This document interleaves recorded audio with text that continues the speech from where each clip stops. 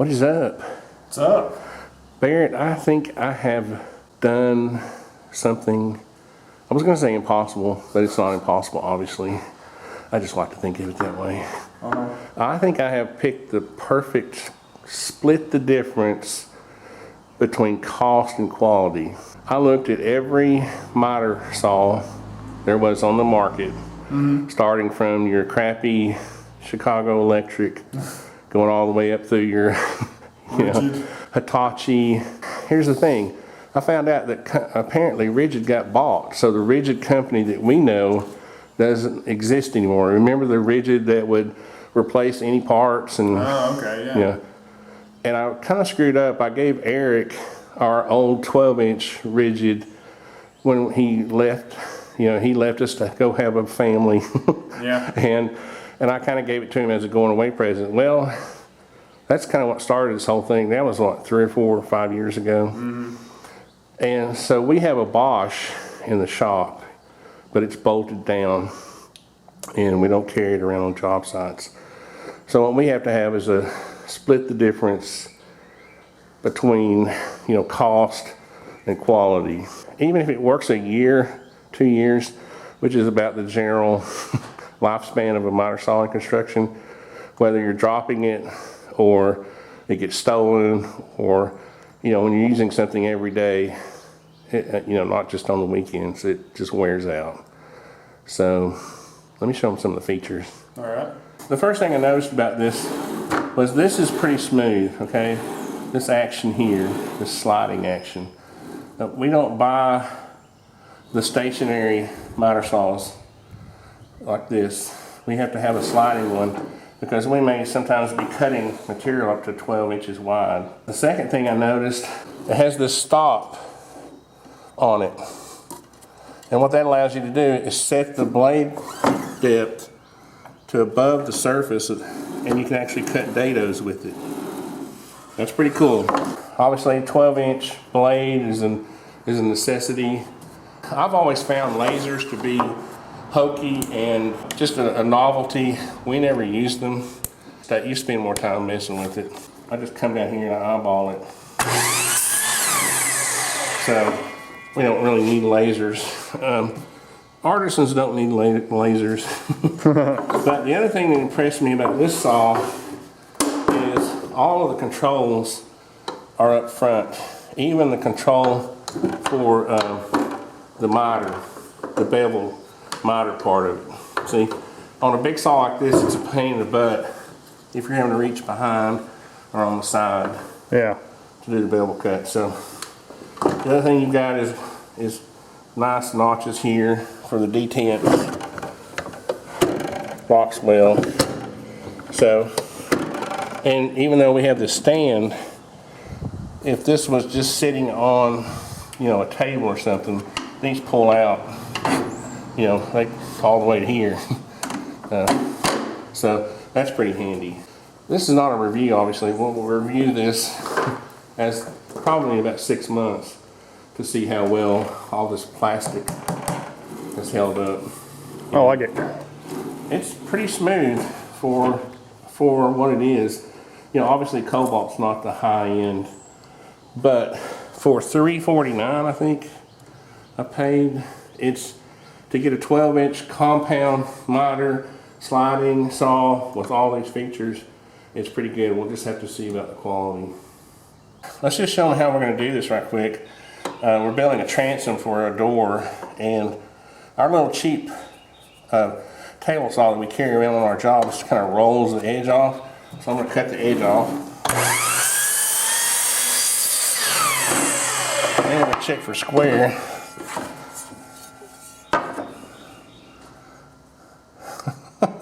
A lot better than the Chicago Electric. Yeah. We could never get that thing square. That was a fun experiment. I never expected that saw to last even 3 months.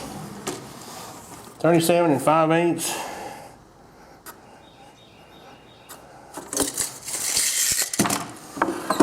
See what I was talking about earlier, Barry? Just roll your blade down there, touch your blade point on your crow's foot. You don't need no stinking laser. 37 5/8, perfect. Okay, so Barrett, we're gonna cut these splits off. We don't want those in our jam, right? We've already ripped this down 6 9/16. That's the jam width. 12 9/16.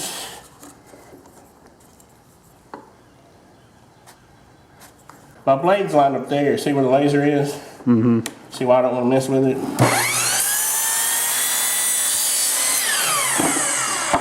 Cut that a little bit long, but 12 9/16. 12 9/16, lead the line.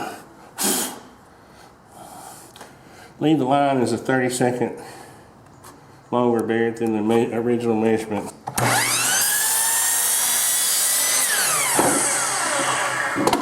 Now this should be the same. Yep, exactly the same. So Barrett, we got our 4 pieces now. It's not a very big transom, or very tall. Those go on each end. One of the things I was going to mention is that as you get older, you stop worrying so much about, you know, getting your little Japanese backs all out and making dovetail joints and all that, or even spending time on dados. Coincidentally, this is the dado we were playing with yesterday on the miter saw. So my point is that as you get older, you start to think of ways, you know, smarter techniques instead of necessarily trying to impress people. Or you can find nice substitutes for joinery, right? Which I think the Kreg pocket tool is perfect for quick and easy joints, you know, for stuff like this. This transom is not going to have any force on it at all, right? So we're just going to put 2.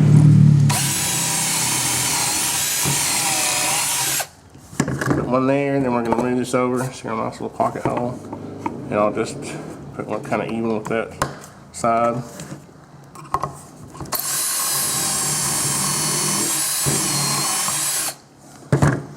And that's good enough. Those 2 screws will hold it forever in this condition. Alright, so Barrett, we got 2 more holes.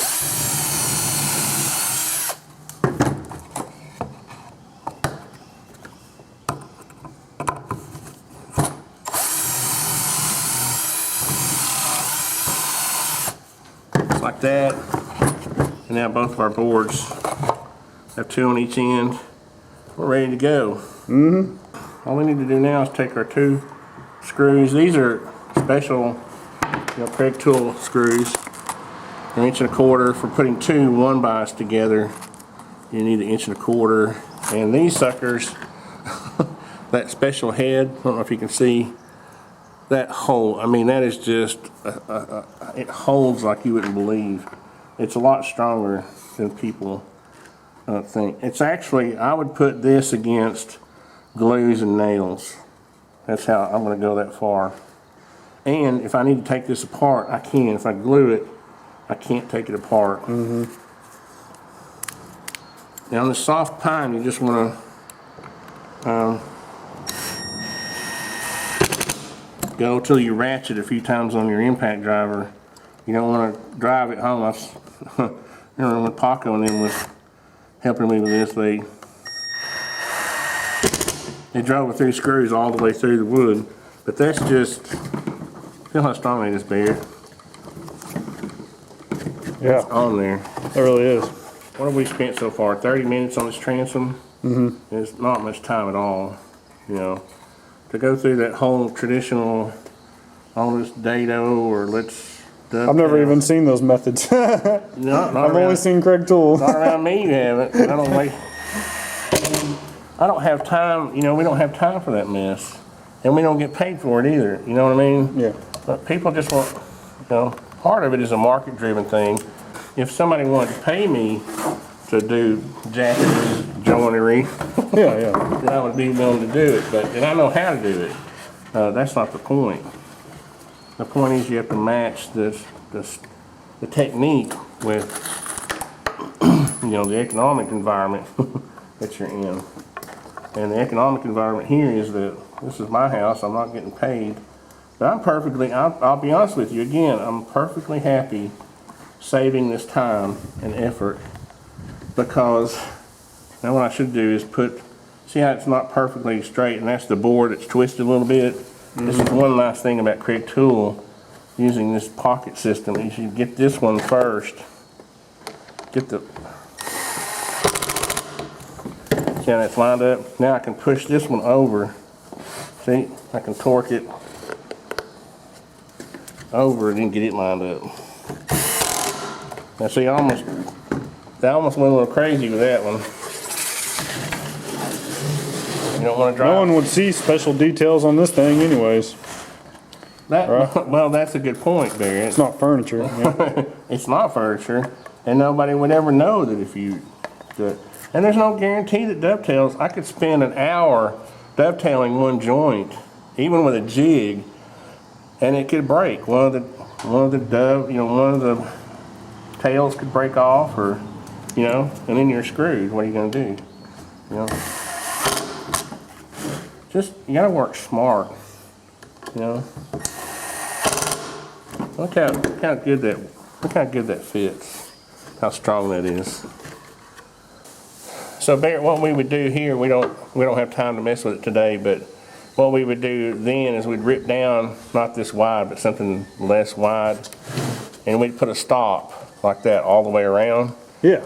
Then I'll order the glass to go in here, right, insulated glass, and I'll set it in there, and it'll be, you allow 1/8 of an inch all the way around, so you can set it on shim so that the glass is not touching the wood, so that if it settles or something, it's got a cushion, right? Set the glass, and you silicone that. Well, there's a special glass sealant that you put in there, and then you'd run another wood stop against it, but they're obviously not as wide. They're about half this width. Gotcha. So you'd have two rows of stops in there holding the glass in, and we'll show that later when we get done. You want to see if it fits? I'm on HGTV, man. HGTV.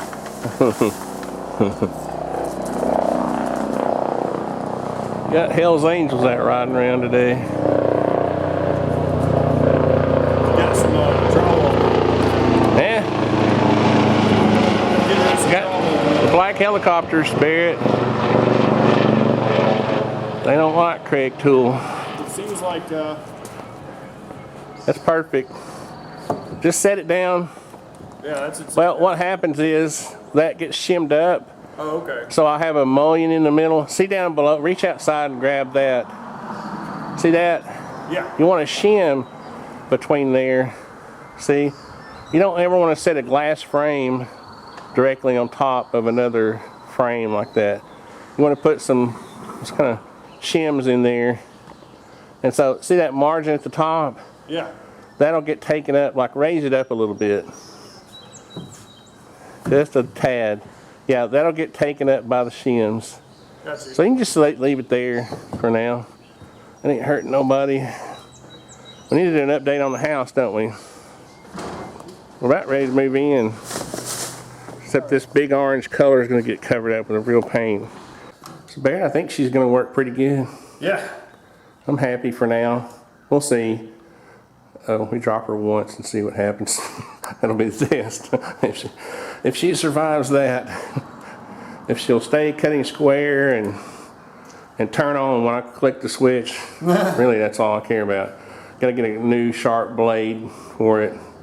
I like those, what are they, 60 teeth Diablo, the red ones, Oh, yeah. Yeah, 62. How many, that's got 60? Yeah. Okay, so that's not bad. That's a good trim blade. And anyway, guys, we'll report back in later on this saw.